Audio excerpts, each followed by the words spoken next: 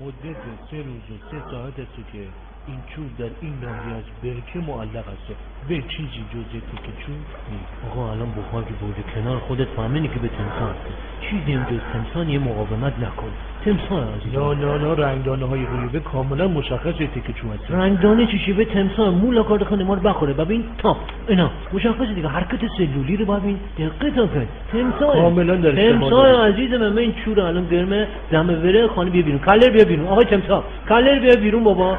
تمساح آقا مشخصه. ببین تمساح. ببین اون رو که به رفلکس او رو ببین مشخصا به تمساح هست. حالا چون رو آقای تمساح کلر بیار بیرون آقا. ببینه که در کاملا در دهان تمساح داره. آره مثل که حق با طبیه و یه تو موجود خطرناکی به نام تمساح هسته. چوب خوش کسی نه داداش به تمساح هسته شک نکن.